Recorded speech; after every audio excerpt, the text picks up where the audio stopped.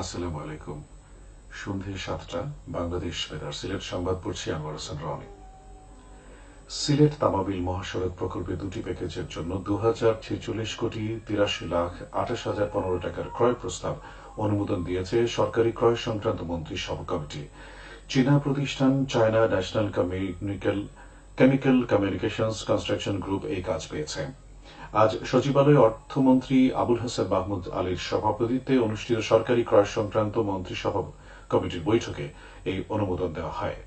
বৈঠক শেষে মন্ত্রিপরিষদ বিভাগের সমন্বয় ও সংস্কার সচিব মোহাম্মদ মাহমুদুল হোসেন খান এ তথ্য জানান। তিনি জানান, বাংলাদেশ সরকার ও এশিয়ান ইনফ্রাস্ট্রাকচার ইনভেস্টমেন্ট ব্যাংকের অর্থায়নে সড়ক ও জনপথ অধিদপ্তর বাস্তবায়নাধীন প্রকল্পের ক্রয় প্রস্তাব অনুমোদন দেওয়া হয়েছে। এতে ব্যয় হবে ৬৬,৭১,৭২,৪২৩ টাকা। এছাড়া একই প্রকল্পের আওতায় প্যাকেজ নম্বর ৩ এর ক্রয় প্রস্তাব অনুমোদন দেওয়া হয়েছে। এতে ব্যয় হবে ১,৩৮৬,১২,০২,৫৯২ টাকা। সচিব জানান, সরকারি ক্রয় সংক্রান্ত মন্ত্রিসভা কমিটির সভায় মোট ৬টি প্রস্তাব উপস্থাপিত ও আলোচিত হয়েছে। এর মধ্যে শিল্প মন্ত্রণালয়ের একটি, সেতু বিভাগের একটি, সড়ক পরিবহন ও মহাসড়ক বিভাগের দুটি এবং বাণিজ্য মন্ত্রণালয়ের দুটি। সবগুলো প্রস্তাব মন্ত্রিসভা কমিটি অনুমোদন দিয়েছে।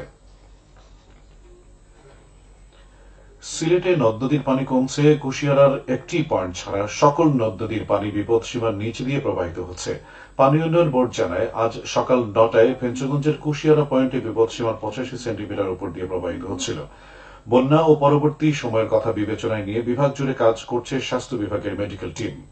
পানি বিশুদ্ধকরণ ট্যাবলেট সহ জরুরি ঔষধপত্র বিভিন্ন জায়গায় পৌঁছে দেওয়ার কাজ অব্যাহত আছে। এদিকে বৃষ্টিপাত কম হওয়ায় মৌলভীবাজারের প্রধান ৩টি হাওরের পানি কমতে শুরু করেছে।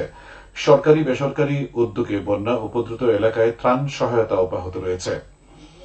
জেলা প্রশাসন জানায়, এখন পর্যন্ত ১২৩টি আশ্রয় কেন্দ্রে ৬,৯২৯ জন আশ্রয় নিয়েছেন। উপদ্রুত এলাকায় ৫৪টি মেডিকেল টিম কাজ করছে।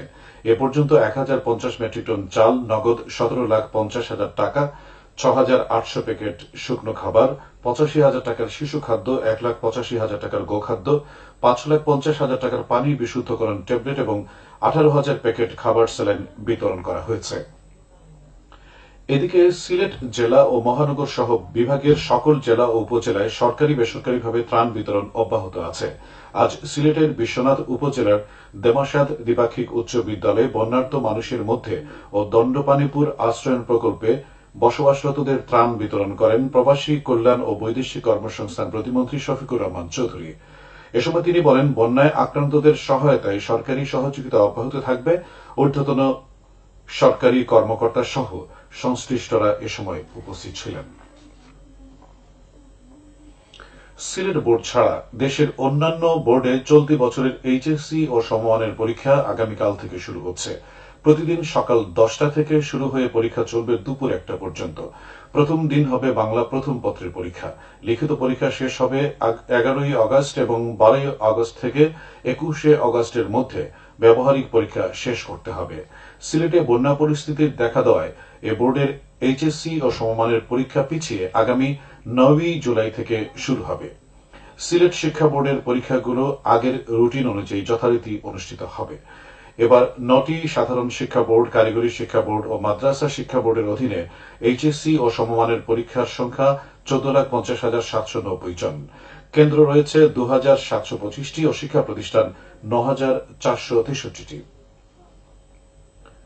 মৌলভীবাজারের কমলগঞ্জ উপজেলার আদমপুর ইউনিয়নে তেতুইগাঁও সরকারি প্রাথমিক বিদ্যালয়ের নতুন ভবন নির্মাণ কাজ এগিয়ে চলছে। এলজিইডির তত্ত্বাবধানে ভবনটি নির্মাণে ব্যয় হবে ৮৪ লাখ টাকা। হবিগঞ্জের চুনারুঘাট পৌরসভার ২৫,৭৪,৯৫,০০০ টাকার বাজেট ঘোষণা করা হয়েছে। আজ পৌর ভবনে এই বাজেট ঘোষণা করেন মেয়র সাইফুল আলম। বাজেটে ব্যয় ধরা হয়েছে ২৫,৭২,৫৫,০০০ টাকা। উদ্বৃত্ত ধরা হয়েছে ৪,৪০,০০০ টাকা। খেলার খবর, ফুটবল।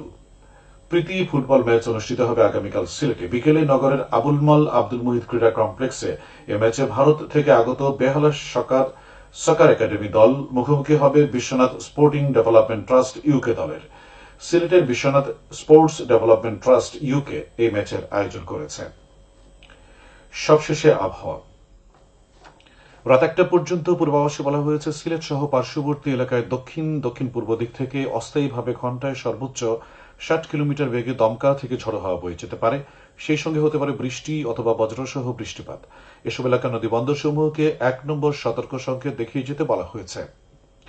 আজ সিলেটে সর্বোচ্চ তাপমাত্রা ছিল 29.8 ডিগ্রি এবং সর্বনিম্ন 26.4 ডিগ্রি সেলসিয়াস। বাতাসে আর্দ্রতা ছিল সকালে 94 এবং সন্ধ্যায় 90%। আগামীকাল সিলেটে সূর্যোদয় হবে 5টা 6 মিনিটে এবং সূর্য অস্ত যাবে 6টা 46 মিনিটে। সংবাদ শেষ হল। পরবর্তী স্থানীয় সংবাদ প্রচারিত হবে আগামীকাল সকাল 8টা 10 মিনিটে।